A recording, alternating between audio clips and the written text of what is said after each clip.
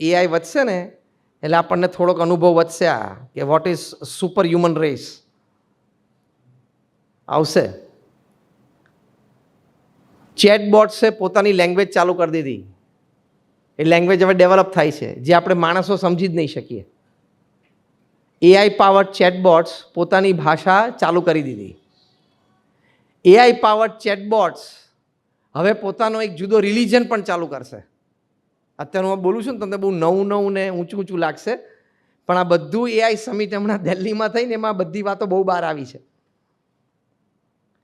AI powered રોબોટે હમણાં આત્મહત્યા પણ કરી સાઉથ કોરિયામાં.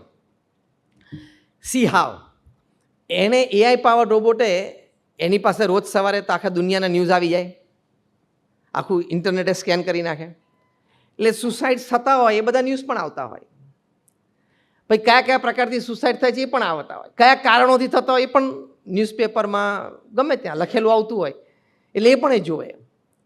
હવે એનો બોસ એને કામ ઘણું કરાવડાવ્યા. એઆઈ પાવર્ડ રોબોટ એટલે આપણને એમ કે આ તો માણસ છે જ નહીં, આ તો મશીન છે, આ તો 24 કલાક કામ કરે. એટલે 2-3 દિવસ 24 કલાક કામ કરાવ્યું હશે ને એટલે આને પેલા ન્યૂઝ કોન્શિયસ સ્ટેટમાં આવી ગયા કે ભાઈ બોસ બહુ કામ કરાવે ને તો જાપાનમાં 2-3 જગ્યાએ એવી ઘટના બની છે કે એ એમ્પ્લોયીએ 6ઠા-10મા માળેથી કૂદકો મારીને આત્મહત્યા કરી છે. તો કે મને મારો બોસ બહુ કામ કરાવે છે, એટલે એઆઈ પાવર્ડ રોબોટ દોડીને ગેલેરીમાંથી 6ઠ્ઠા માળેથી કૂદ્યો અને આત્મહત્યા કરી. Very near to human sensation. આ તમે હું બોલું છું ગૂગલ પર આજે રાત્રે જ જોજો, નાખજો ગૂગલ પર AI powered robot committed suicide, એટલે તમને નામ ગામ સાથે આખી ઘટના હાથમાં આવશે. Our last story comes from South Korea. Fun fact, this East Asian country has the highest robot density in the world. There is one robot for every 10 people here.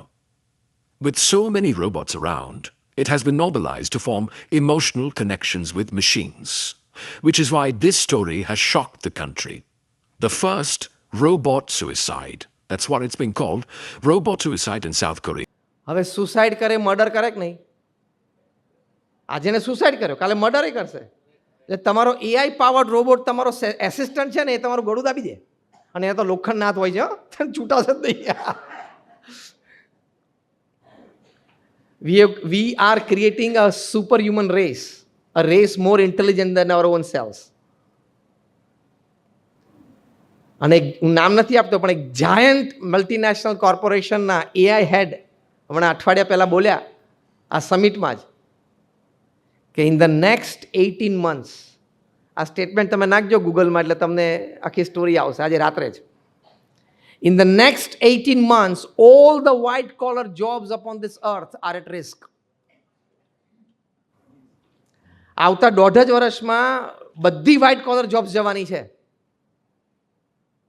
પૃથ્વી ઉપર લોયરની જરૂર નહીં પડે, અકાઉન્ટન્ટની જરૂર નહીં પડે, ફાર્મસીના રિટેલ કાઉન્ટર ઉપર ફાર્માસિસ્ટની જરૂર નહીં પડે, તમારે ક્લર્કની જરૂર નહીં પડે, અને એઆઈ પાવર્ડ રોબોટ્સ ઘરમાં કામ કરશે એટલે તમારે ડોમેસ્ટિક હેલ્પની પણ જરૂર નહીં પડે. કરશે શું આ બધા નવરા થઈને? Crimes will increase exponentially.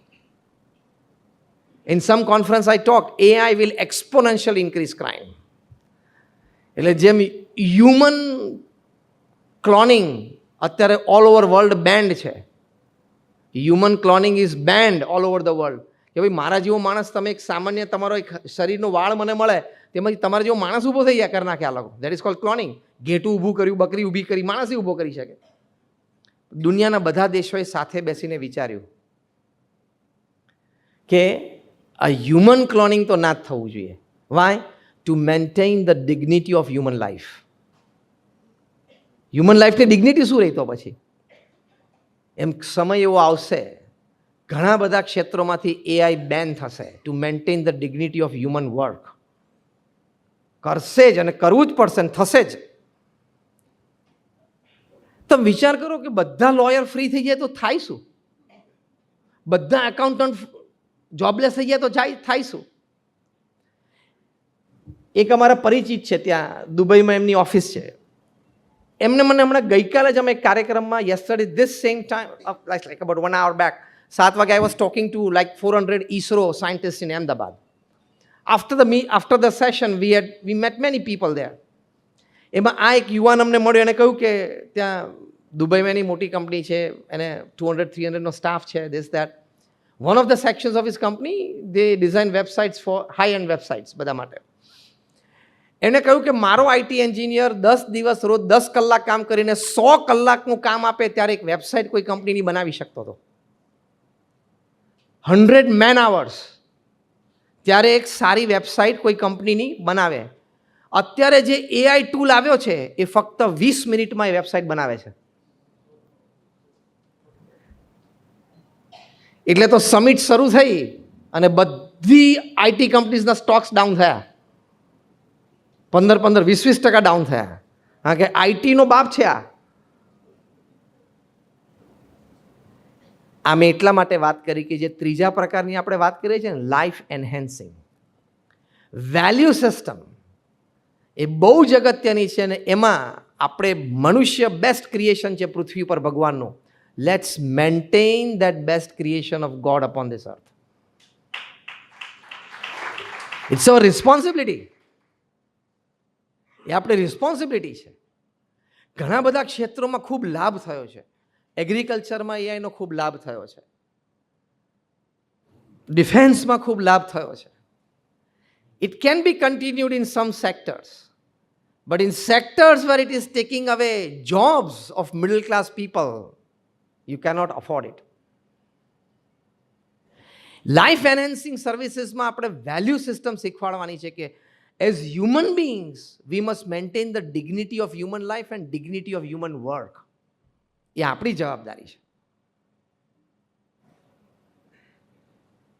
હું વાત કરતો હતો દિલ્હીમાં અક્ષરધામમાં અમે વેજીટેરિયનિઝમનો સ્પોટ મૂક્યો હતો કે જેમાં શાકાહારી ભોજનની લાભ અમે બધા મૂકેલા છે.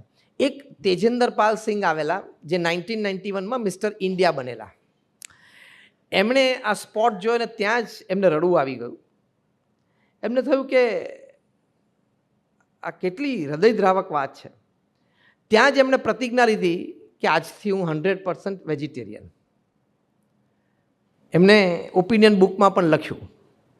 પછી એમણે લખ્યું કે દિલ્હી, હરિયાણા, પંજાબમાં મારા જીમ છે, એમાં કદાચ 5000 યુવાનો બોડી બિલ્ડિંગ માટે આવે છે. હું મારો આ એક્સપિરિયન્સ સ્વામિનારાયણ અક્ષરધામમાં એક્ઝિબિશનમાં પ્રમોટિંગ વેજીટેરિયનિઝમ એ વાત હું એ લોકોને કરીશ. અને મને આજે અહીંયા સ્વામિનારાયણ અક્ષરધામમાં જે પ્રેરણા મળી, હું ભગવાનને પ્રાર્થના કરીશ કે હું મારી જેમ મારા 5000 સ્ટુડન્ટ્સને સંપૂર્ણ વેજીટેરિયન બનાવી શકું.